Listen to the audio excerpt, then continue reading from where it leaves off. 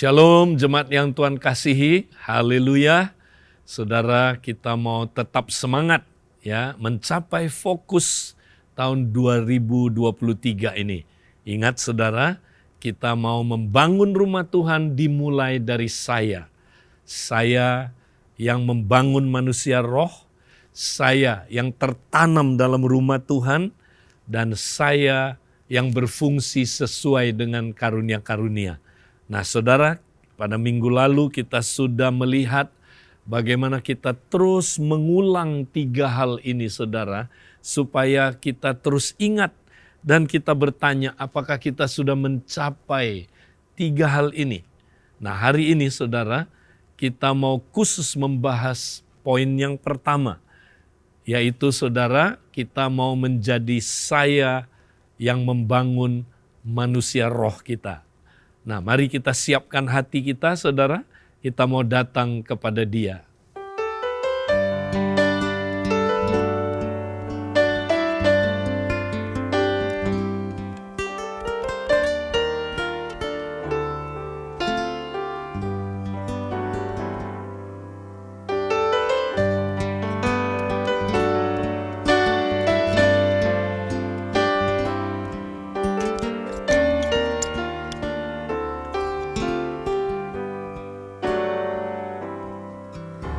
Pernah terpikir olehku akan kasih-Mu yang besar, yang selalu mengejarku saat ku mengingkari-Mu. Tak terlintas di hatiku betapa diriku berharga, hidupku melebihi segala yang Kau ciptakan. Ku mau bersyukur selalu dan menyenangkan hati-Mu, Bapa. Kau Maha Kasih, karya salib-Mu buktikan cinta-Mu padaku. Kasih-Mu tak berkesudahan, penebusan-Mu sempurna.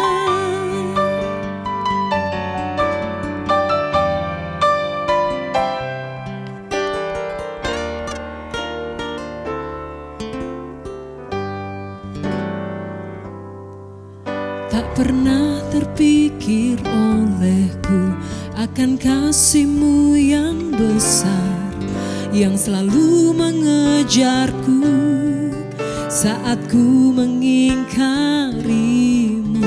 Tak terlintas di hatiku betapa diriku berharga, hidupku melebihi segala yang Kau ciptakan. Ku mau bersyukur selalu dan menyenangkan hati-Mu, Bapa. Kau Maha Kasih, karya salib-Mu buktikan cinta-Mu padaku.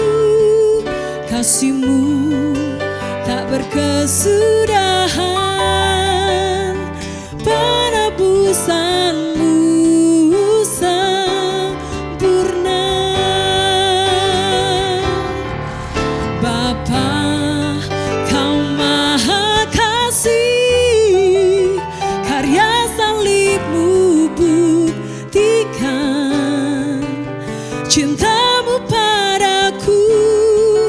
Kasih-Mu tak berkesudahan, penebusan-Mu sempurna, pengorbanan-Mu sempurna, penebusan-Mu sempurna.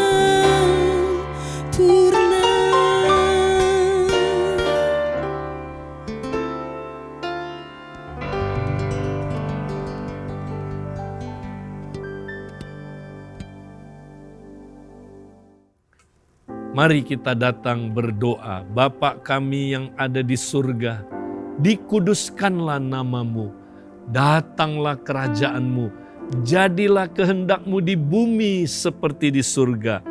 Berilah pada hari ini makanan kami yang secukupnya, dan ampunilah kesalahan kami, seperti kami mengampuni orang yang bersalah kepada kami. Janganlah membawa kami ke dalam pencobaan, tapi lepaskanlah kami dari yang jahat. Karena Engkaulah yang empunya kerajaan dan kuasa dan kemuliaan sampai selama-lamanya. Amin. Nah, saudara, kita hari ini kembali mau saudaraku mendalami poin fokus kita yang pertama, yaitu kita menjadi saya yang membangun manusia roh. Nah, saudara, apakah saudara sudah membangun manusia roh? Kita mau mengulangi, saudara, apa artinya membangun manusia roh? Manusia roh adalah manusia batinia yang di dalam, ya, yaitu saudaraku yang tidak kelihatan. Ya, jadi manusia roh itu adalah termasuk roh kita, ya, kemudian pikiran kita, perasaan kita, kehendak kita, ya, hati nurani kita, bahkan juga termasuk pikiran-pikiran atau memori-memori bawah sadar kita. Itulah manusia roh kita, manusia batiniah yang di dalam, yang tidak terlihat di luar. Tapi ini menentukan apa yang kita lakukan, menentukan ekspresi dari hidup kita, saudara. Nah, karena itu, saudara, yang mesti berubah adalah manusia roh kita. Ya, tiap hari kita mesti bangun manusia roh kita supaya, saudaraku, manusia roh kita makin bertumbuh, makin serupa dengan Kristus. Itulah sasaran kita. Apakah saudara membangun manusia roh saudara? Nah, pertanyaannya, bagaimanakah kita membangun manusia roh kita? Nah, kita lihat di dalam khotbah di bukit. Ya, saudara, khotbah di bukit itu Tuhan Yesus berkata kepada orang-orang Farisi, saudara. Nah, dia berkata demikian dalam Matius pasal 5 ayat yang ke-20. Maka aku berkata kepadamu, jika hidup keagamaanmu tidak lebih benar daripada hidup keagamaan ahli-ahli Taurat dan orang-orang Farisi, sesungguhnya kamu tidak akan masuk ke dalam kerajaan sorga. Nah, Yesus bilang begini sama orang-orang Farisi, saudara. Nah, orang Farisi itu, saudara, itu lebih berfokus kepada yang di luar. Tapi Yesus bilang begini, saudara. Jika hidup keagamaanmu tidak lebih benar daripada hidup keagamaan ahli-ahli Taurat dan orang-orang Farisi, sesungguhnya kamu tidak akan masuk ke dalam kerajaan sorga. Ya, nah, saudara, orang yang seperti orang Farisi, saudara, yang belum lahir baru, yang fokusnya di luar. Mereka tidak fokus yang di dalam. Tapi orang yang, saudaraku, lahir baru masuk ke dalam kerajaan Allah adalah orang yang saudaraku, yang di dalamnya dia fokus kepada manusia rohnya. Yaitu saudara, manusia batinianya yang di dalam. Atau boleh dikata hatinya yang di dalam itu, saudara. Nah, orang Farisi, saudara, kebenarannya itu, saudaraku, diukur dari yang di luar. Jadi misalnya orang Farisi, saudara, lebih berfokus kepada bagaimana dia tampak benar, daripada dia benar-benar ada kebenaran di dalamnya, saudara. Dia lebih cenderung bagaimana hidup tampak benar, saudara. Padahal dalamnya nggak benar, Dia tampak suci di luar, tapi di dalamnya nggak suci, saudara, nggak kudus. Nah, inilah orang Farisi.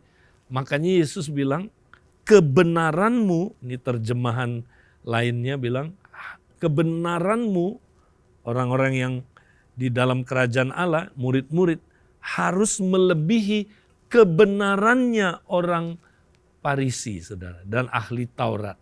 Nah, orang Farisi dan ahli Taurat, saudara, kebenarannya ya itu diukur dari yang di luar, bukan yang di dalam. Tapi orang yang hidup dalam kerajaan Allah, saudara, yang diukur yang di dalam, manusia batinianya. Ya, manusia batinia kita benar enggak? Nah, kata benar di sini adalah dikaiosune. Ya, dikaiosune artinya, saudaraku, ya benar di dalam. Ya, kemudian diekspresikan lewat perbuatan, saudara. Ya, di dalamnya benar, dia kemudian hidup benar. Karena di dalamnya dia benar. Ya, sebab dia sudah dibenarkan. Ya, orang yang hidup dalam kerajaan Allah, dia dibenarkan bukan karena perbuatannya, saudara. Dia dibenarkan karena, saudaraku, Yesus membenarkan dia. Ya, karena korban Yesus di kayu salib, kematian Tuhan Yesus di kayu salib, ya, membuat dia menjadi benar. Benarnya yang di dalam. Nah, kalau di dalamnya kita benar, saudara, maka itu akan tercermin. Ya, tercermin keluar. Nah, kalau orang Farisi enggak, saudara. Dia yang penting luarnya ya kelihatan benar, saudara. Tapi dalamnya enggak benar. Nah, mari kita lihat Tuhan Yesus mengajar ini. Ya, dia bilang begini, kamu pernah mendengar, jangan membunuh. Ya, tapi aku berkata padamu, ya, barang siapa yang berkata ya kepada kepada saudaranya, saudara, ya, dia memaki, saudara, dia melakukan penghinaan, ya, dia marah dan melakukan penghinaan, dia sudah membunuh, saudara. Jadi gini, saudara, ya, buat orang Farisi, saudara, asal dia nggak bunuh orang secara fisik, wah, dia merasa dia sudah benar. Tapi dalamnya membunuh orang, saudara. Karena orang yang marah terhadap saudaranya, ya, kepahitan terhadap saudaranya, ya, menghina saudaranya, saudara, dia sebenarnya sudah membunuh di dalamnya. Ya. Nah, jadi saudara, kita mesti yang kita rubah bukan yang di luar, yang di dalam. Nah, kalau kita udah percaya Yesus, saudara, kita bisa berubah di dalamnya, saudara. Karena Yesus sudah membenarkan kita. Dan dia mau kita hidup benar. Ya, jadi kita bisa berubah, saudara. Ya, kita bisa membuang dosa-dosa hati. Ya, kita bisa. Nah, itulah apa, saudara? Nah, itulah membangun manusia roh. Ya, kita bangun terus, saudara, tiap hari. Ya. Kemudian apalagi, saudara?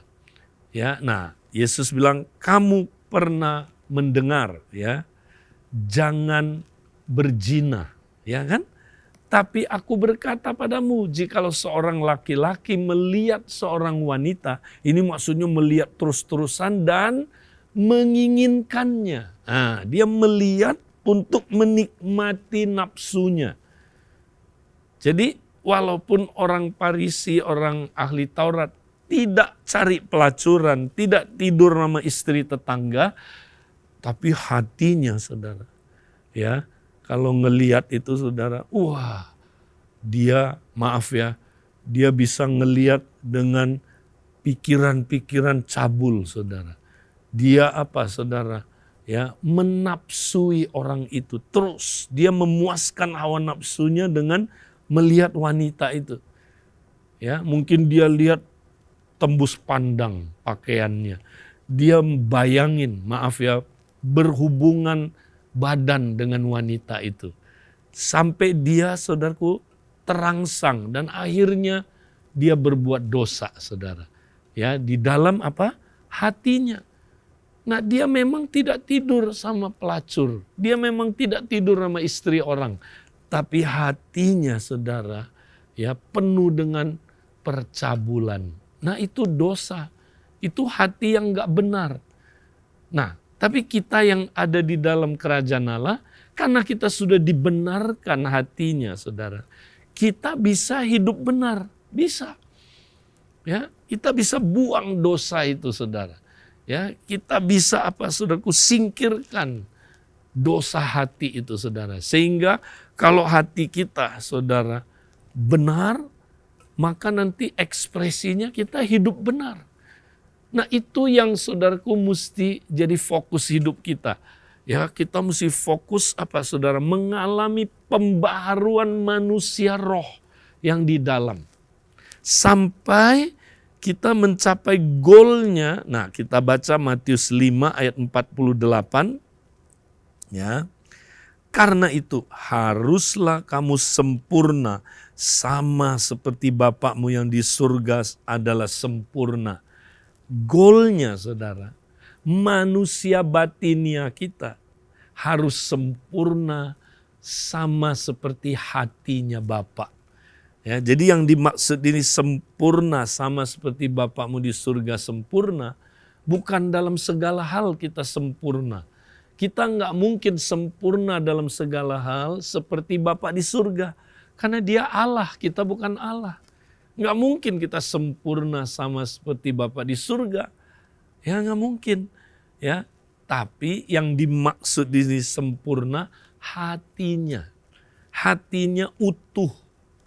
Hatinya itu saudara benar dan penuh dengan kasih. Nah, kalau itu mungkin kita capai. Jadi saudara, ya ini yang menjadi goal kita. Kita harus punya manusia roh yang sempurna sama seperti Bapa di surga.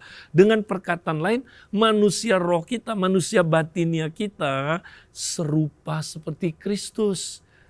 Karena hati Kristus itu hati Bapa, saudara. Ya, hati Bapa itu hati Kristus. Nah, kita disuruh sempurna sama seperti hati Bapa. Jadi sempurna seperti Kristus hatinya. Nah, konteksnya menceritakan itulah memiliki hati yang benar dan penuh kasih. Itu yang mesti terus kita alami tiap hari. Itulah membangun manusia roh, saudara. Itulah cara membangun manusia roh. Nah, bagaimana caranya sekarang? Praktikalnya bagaimana? Saudara mau tahu? Nah, Matius 5 ayat terakhir bilang ini goalnya. Kita mesti mempunyai manusia roh yang serupa dengan Kristus. Gimana berubah mencapai goal ini? Mudah sekali. Praktek pasal berikutnya. Pasal berikutnya pasal 6. Nah mari kita lihat apa itu pasal 6. Ya, ayat 1 kita lihat, ingatlah, jangan kamu melakukan kewajiban keagamamu di hadapan orang supaya dilihat mereka. Karena jika demikian kamu tidak beroleh upah dari Bapakmu yang di sorga. Nah saudara, jadi Tuhan Yesus bilang, kalau kita mau sempurna hatinya sama seperti hati Bapa, hati Yesus, caranya ya kita melakukan kewajiban agama kita. Ya, melakukan kewajiban agama. Nah, inilah apa, saudara? Praktek-praktek disiplin rohani. Ya, karena setelah itu Tuhan Yesus membahas tentang apa, saudara? Ya, tentang memberi, tentang doa, tentang puasa. Ya, dia membahas tentang disiplin-disiplin rohani. Ya, tentunya termasuk silence, ya, solitude. Termasuk apa, saudara? Ya, kita mesti menguasai mamon, jangan dikuasai oleh mamon. Ya. Kemudian apa, saudaraku? Kita mesti belajar ya, menyerah kepada Tuhan, mencari kerajaan Allah dan kebenarannya. Ya, mendahulukan itu. Ya. Kemudian apalagi saudaraku, praktek ini disiplin-disiplin up, ada disiplin-disiplin in. Ya, apa itu? Disiplin hidup berkomunitas. Ya, dia ajarkan kita, saudara, kita mesti bersekutu dengan saudara-saudara kita. Dalam kita bersekutu, saudara, kita tidak boleh, saudara, ya, mempraktekkan penghakiman seorang akan yang lain. Tapi harus apa? Ya, saling membangun, saudara. Ya, saling membangun, saling memulihkan, bukan saling menghakimi. Ya, menghakimi itu melihat saudara kita sekilas pandang. Ya, menjatuhkan hukuman menurut apa kata orang, nggak boleh.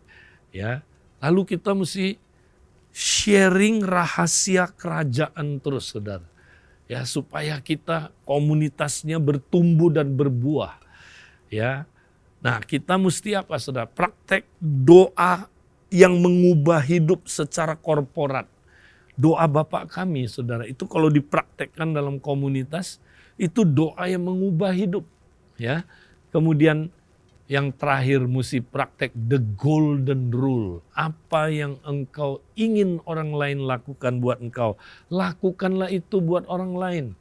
Ya, karena itulah apa, saudaraku, ya, intinya dari apa, saudaraku, kitab para nabi dan apa, saudaraku, ya, dan kitab apa, saudaraku, ya, para nabi dan Taurat, ya, perjanjian lama, ya, saudaraku, itu firman Tuhan, saudaraku. Perjanjian baru juga meneguhkan itu, ya. Inti dari Alkitab adalah itu, saudara, hukum kasih, ya. Nah, kalau kita praktekkan ini baik di dalam komunitas maupun di luar, waktu kita bekerja sehari-hari, waktu kita ada di masyarakat, praktekkan the golden rule. Inilah, saudaraku, disiplin-disiplin rohani yang mesti kita praktekkan. Kalau kita praktekkan ini, saudara, apa yang terjadi? Dari dalam kita mulai terjadi perubahan. Ya, manusia roh kita makin berubah, makin serupa Kristus, makin serupa Kristus. Jadi, saudara, disiplin-disiplin rohani penting sekali, saudara. Ya. Nah, apakah saudara sudah mempraktekkan disiplin-disiplin rohani? Ada yang bilang, Pak Edi, disiplin rohani itu hukum Taurat. Ya, itu harus begini, harus doa, harus puasa. Saya nggak percaya, Pak Edi, itu hukum Taurat. Siapa bilang? Ya, disiplin rohani itu bukan legalistik, bukan hukum Taurat seperti perjanjian lama, saudara. Bukan. Ya, itu justru adalah kasih karunia. Apa? Sarananya kasih karunia. Ya, kasih karunia itu adalah kekuatan dari Allah untuk mengubah hidup kita makin serupa Kristus. Ya, itu kasih karunia. Tapi kasih karunia itu bekerjanya, saudara, melalui apa? Kalau kita praktek sarana-sarana kasih karunia. Ya, misalnya, saudara, ini smartphone saya, HP saya. HP saya ini perlu listrik. Ya kan, listrik mengalir terus baru dia bisa bekerja dengan baik, HP ini. Ya, kalau nggak ada listrik, saudara, mau bagus kayak apa HP ini? Ya, mau mereknya Samsung, ya, atau apapun, saudara, ya, iPhone atau apalah. Ya, yang bagus-bagus, saudara. Tapi kalau nggak ada listrik, dia mati. Sama, hidup kita perlu kasih karunia. Ya, perlu kekuatan yang menjalankan hidup kita. Seperti listrik menjalankan program apa? Komputer ini, saudara, ya. Smartphone ini. Nggak ada listrik, mati dia. Sama, kita nggak ada kasih karunia, saudara, mati kita, nggak bisa jalan. Kekristenan tidak bisa dijalankan. Tanpa kasih karunia kita nggak ada perubahan hidup dari dalam. Nggak ada. Nah, tapi HP ini, saudara, bagaimana menerima apa listrik? Dicolok. Untuk dicolok perlu apa? Kabel. Nah, kabel ini sarananya,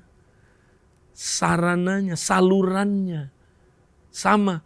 untuk dapat kasih karunia, saudara, Tuhan udah berikan juga sekaligus kepada kita sarana-sarana kasih karunia. Dia bukan cuma memberikan tenaga listriknya, ya ini umpamanya, tapi sekaligus kabel listriknya udah diberikan. Kalau saudara beli HP, ya saudara sekaligus ya biasanya dapat apa? Colokannya, saudara. Ya, kabel colokannya dapat. Ya, nah waktu kita terima Yesus dapat kasih karunia, saudara, Tuhan bukan hanya memberikan kita kasih karunia-Nya, sekaligus kabelnya, sekaligus apa saudaraku, sarananya tinggal dipakai. Kalau saudara punya kabel, ya kabel HP di rumah, saudara nggak mau pakai, bisa listrik mengalir ke HP saudara, nggak bisa, ya dipakai. Padahal udah ada kan. Itu pun udah dibeli. Sama Yesus sudah beli buat kita, saudara. Sarana kasih karunia, yaitu disiplin-disiplin rohani. Tinggal dipakai. Gitu aja susah. Ya saudara, mari kita pakai. Ya, tinggal kita pakai aja. Waktu kita pakai, kita doa. Doa Bapa kami ya. Kita puasa, saudara. Kemudian kita praktek apa lagi, saudara? Memberi, ya. Wah, waktu kita praktek ini, saudara, kasih karunia datang kepada kita, saudara. Ya, nah kasih karunia itu nanti akan mematikan perbuatan-perbuatan daging kita, saudara. Ya, contohnya memberi. Waktu kita memberi dengan motif yang benar, bukan untuk dipuji, memberi bukan seperti judi, ya. Saya tabur, saya tuai, bukan. Ya, memang tabur tuai itu ya bisa terjadi, tapi motifnya bukan cari untung. Ibadah nggak boleh sebagai apa sarana cari untung, saudara. Ya, tapi kita karena mengasihi Tuhan, saya mau memberi misi. Karena saya mengasihi Tuhan. Saya mau memberi buat orang miskin karena saya mengasihi Tuhan. Saya mau kembaliin perpuluhan. Ya, karena saya mengasihi Tuhan. Karena semua miliknya Tuhan. Waktu saudara melakukan memberi dengan motif yang benar. Bukan supaya dipuji. Saudara dapat upah dari Bapa. Nah, upah inilah transformasi. Kasih karunia-Nya bekerja, saudara. Ya, kekuatan kasih karunia bekerja, saudara. Ini bukan untuk membeli keselamatan. Keselamatan tidak bisa dibeli dengan perbuatan, saudara. Tapi saudara, saudara akan ngalamin kasih karunia. Ini yang disebut apa, saudara? Datanglah kepada tahta kasih karunia. Kita harus datang. Itulah disiplin-disiplin rohani. Datang. Doa itu adalah saudara datang ke tahta kasih karunia Allah. Puasa itu saudara merendahkan diri, datang ke tahta kasih karunia. Ya, memberi itu mengalahkan sikap hati yang egois. Ya, saudara memberi itu saudara sedang menundukkan diri, saudara. Datang. Ya, saudara taat, saudara melakukannya. Ya, karena saudara mengasihi Tuhan. Wow, kasih karunia nanti mengalir, saudara. Mulai manusia batinnya, saudara, diubah dari dalam. Makin serupa Kristus, makin serupa Kristus, makin serupa Kristus. Ayo, minggu ini kita renungkan, saudara. Seberapa jauh kita masih semangat membangun manusia roh kita. Yaitu lewat praktek, disiplin rohani. Ya, ingat itu semua. Baca aja Matius 6. Ayo, mana yang kita belum praktekkan? Masih konsisten saudara berdoa? Doa Bapa kami yang di dalamnya tentu ada perenungan firman. Jadilah kehendak-Mu di bumi seperti di surga. Kita harus tahu kehendak Tuhan. Berarti merenungkan firman juga. Puasa. Ya, kita praktek saudara memberi dengan benar. Ya. Kita saudaraku kuasai uang, jangan uang menguasai kita, saudara. Itu bagian dari disiplin rohani. Ya, menyembah Cari dahulu kerajaan Allah dan kebenarannya. Kerajaan Allah itu apa? Pemerintahan Allah.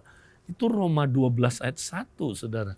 Penyembahan. Tiap hari kita cari pemerintahan Tuhan. Tuhan perintah hidupku Tuhan. Perintah hidupku. Terus. Nah ini, kalau saudara lakukan ini terus. Disiplin-disiplin korporat. Bersekutu di dalam komsel. Ya, jangan tinggalkan perhimpunan. Ayo, saudara suka tinggalkan perhimpunan, itu saudara nggak bangun manusia roh. Ya, salah satunya bangun manusia roh itu adalah kalau kita ada di dalam komunitas, sehingga kita juga dibangun di dalam komunitas itu.